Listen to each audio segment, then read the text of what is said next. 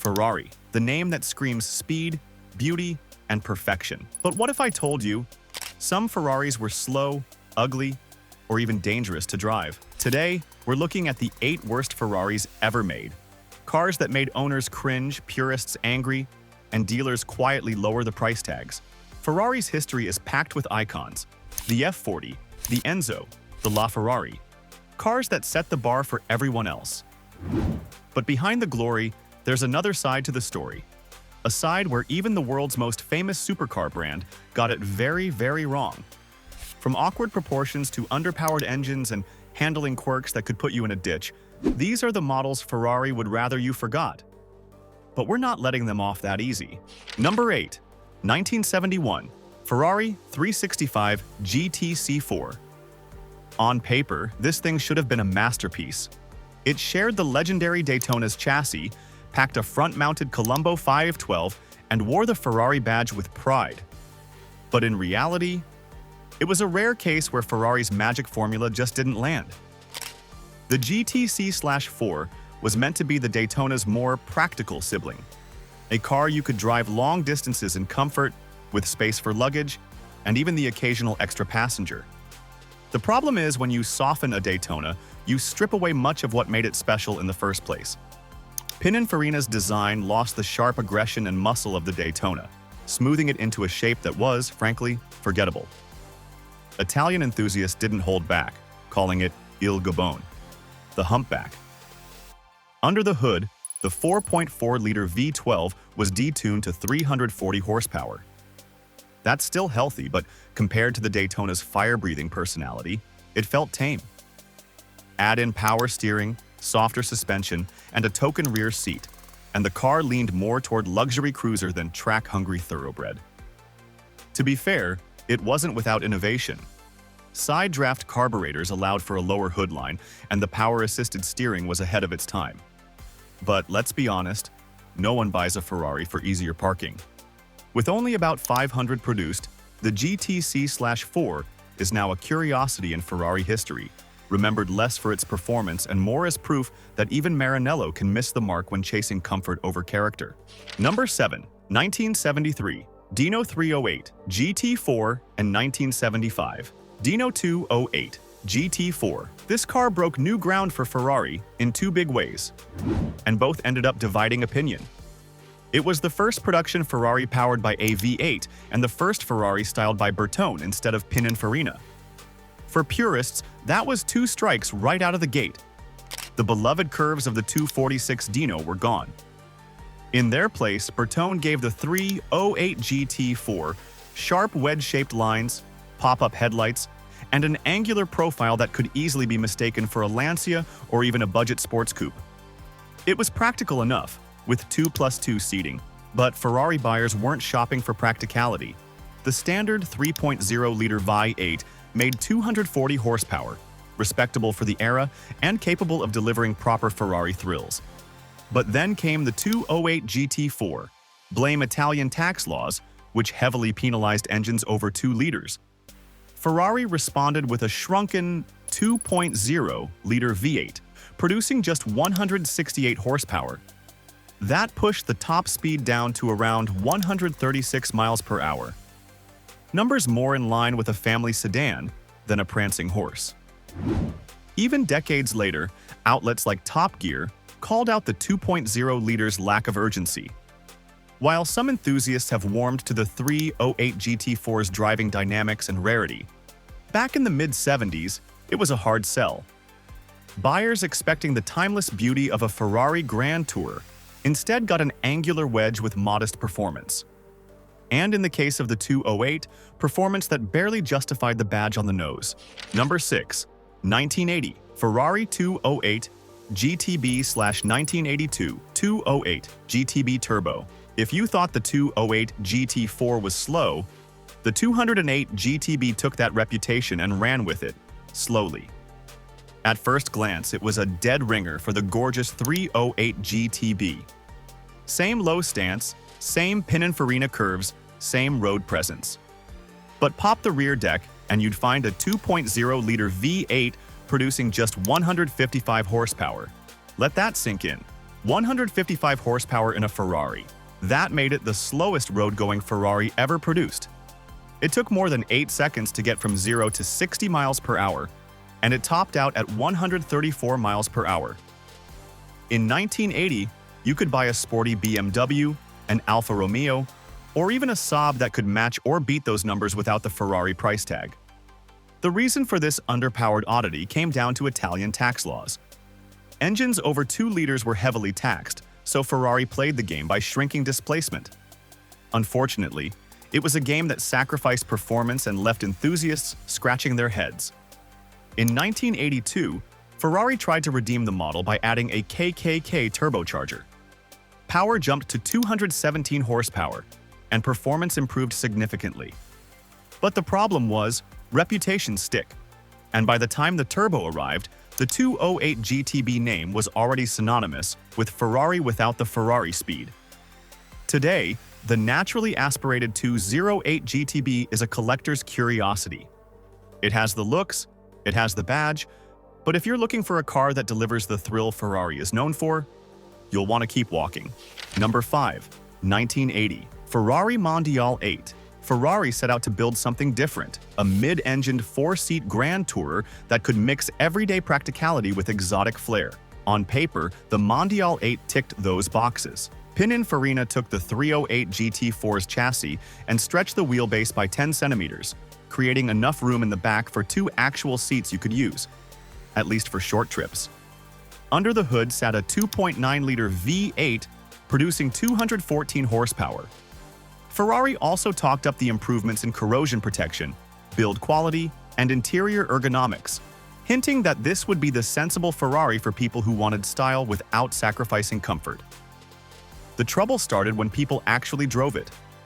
The Mondial 8 could only manage 0 to 60 miles per hour in 8.2 seconds, and some testers couldn't even break 9 seconds. That was fine for a family sedan in 1980, but for a Ferrari wearing the prancing horse badge, it was downright embarrassing. Reviewers at the time described the performance as sluggish and uninspired, which are not words you ever want in a Ferrari road test. The handling was decent and the ride was comfortable, but buyers weren't lining up for a mid-engined Ferrari that felt more like a touring coupe than a sports car. Later versions like the Quattrovalvo and Mondial T finally gave it the power it deserved, but the damage to the Mondial name was done. Today, the Mondial 8 remains one of the cheapest Ferraris on the used market, and one of the easiest punchlines in car enthusiast circles. Number 4. 1989. Ferrari 348 TB/TS. When the 348 hit the scene, it looked every bit the late 80s supercar. Wide stance, sharp lines, and those signature Testarossa-style side strakes gave it serious road presence. The mid-mounted 3.4-liter V8 pushed out a healthy 300 horsepower, and on paper, it was exactly what Ferrari fans wanted as the replacement for the beloved 328. But the reality was more complicated. Push the 348 hard, and it had a habit of reminding you who was boss, and not in a good way. Its chassis was incredibly sensitive, and the car could quickly step into oversteer territory if you weren't precise. Reviewers described it as thrilling yet unforgiving, praising the steering feel but warning that this was a Ferrari that could punish mistakes. Then came the real blow. Honda rolled out the NSX. Similar layout, similar performance, but with flawless build quality and handling so approachable it made the Ferrari feel like it was from another era. The NSX didn't just compete with the 348, it embarrassed it in the one area Ferrari was supposed to dominate: the driving experience. Ferrari did eventually tame the 348's quirks with later special editions like the GTB, GTS, and GT Competizione, improving suspension geometry and refining the gearbox. But the early models still carry a reputation as the wild child of the V8 lineup. Fittingly, the 348 was also the last V8 Ferrari personally signed off by Enzo Ferrari. A bittersweet note for a car that's as infamous as it is iconic. Number 3. 1984 Ferrari Testarossa. Few cars scream 1980s excess quite like the Ferrari Testarossa. It was the automotive poster child of the decade, plastered on bedroom walls, featured in Miami Vice, and idolized by a generation. On looks alone, it was unforgettable, with those massive side strakes feeding air into the rear-mounted radiators and a stance so wide it seemed to own the road. But that wide body, over 6.5 feet across, was a blessing and a curse. On open highways, it felt planted and commanding. On narrow city streets or tight European backroads, it was like trying to thread a grand piano through a keyhole. Parking? Forget it. Under the engine cover sat a 4.9-liter flat 12, producing 390 horsepower, delivering effortless speed and an unmistakable soundtrack. The problem was, the Testarossa was more of a high-speed grand tourer than a razor-sharp track machine. The heavy steering, long gearing, and substantial weight meant it preferred sweeping roads over hairpin battles. Critics at the time accused Ferrari of leaning too far into style, dubbing it style over substance.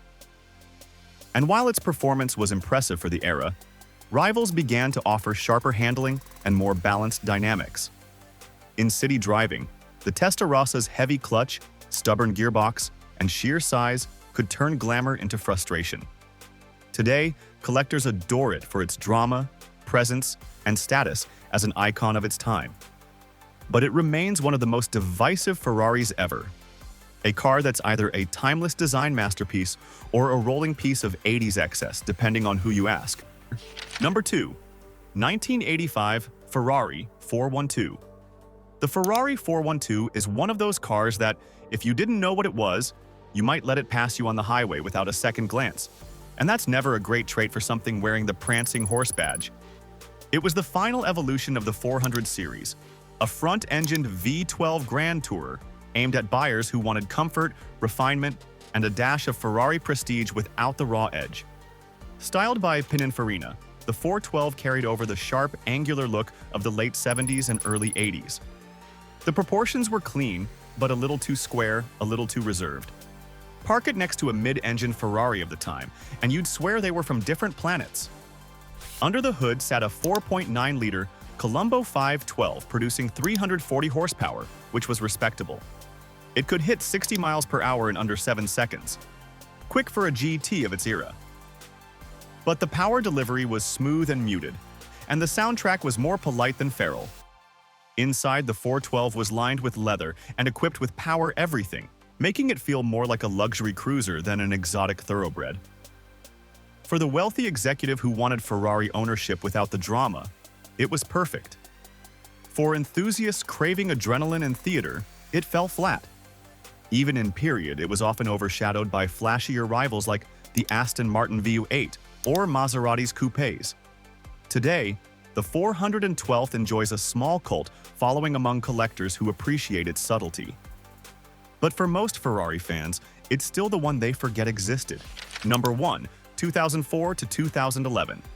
Ferrari 612 Scaglietti. On paper, the Ferrari 612. Scaglietti ticked every box a Grand Tourer should. A front-mounted 5.7-liter V12 pumping out 540 horsepower. A 0 to 60 time of 4 seconds. A top speed nudging 200 miles per hour. 4 real seats. Space for luggage. It should have been the perfect blend of speed and practicality. But somewhere between blueprint and showroom floor, something got lost. Styled to honor Ferrari's historic coach builder Scaglietti, the long, sweeping body was meant to be elegant, but many saw it as awkward. The proportions were bulky, the nose looked too long, and in certain light colors it resembled something far less exotic. Park it next to a 599 GTB, and it suddenly looked like the sensible older cousin. It didn't help that early cars suffered from a couple of notable recalls, including one for the F1 gearbox and another for brake fluid reservoir caps. Not exactly the kind of headlines you want when you're selling a $300,000 V12 Ferrari. As a high-speed cruiser, it excelled, stable, refined, and able to cross continents without breaking a sweat. But Ferrari is as much about theater as it is about performance, and the 612 simply didn't stir the soul the way its predecessor, the 456, did. Or the way its successor, the shooting brake-style FF, would. Today, it's remembered as a capable but forgettable chapter in Ferrari's 512 history. The car you buy when you want to fly under the radar, perhaps a little too far under. From underpowered V8s to designs that missed the mark, these 8 Ferraris prove that even the legends can stumble. Some were victims of tax laws, others of risky design choices, and a few just didn't live up to the badge. But here's the thing. Every one of them still has a place in Ferrari's story. Without the missteps, the successes wouldn't shine as bright. If you enjoyed this list, there's plenty more where that came from. Hit subscribe right now so you don't miss the deep dives, the forgotten stories, and the behind-the-scenes drama that make the car world so addictive. Drop a comment with which Ferrari you think deserves, or doesn't deserve, its spot here, and share this video with a fellow car enthusiast who loves a good debate. Because trust me, the next list we're working on is even more controversial.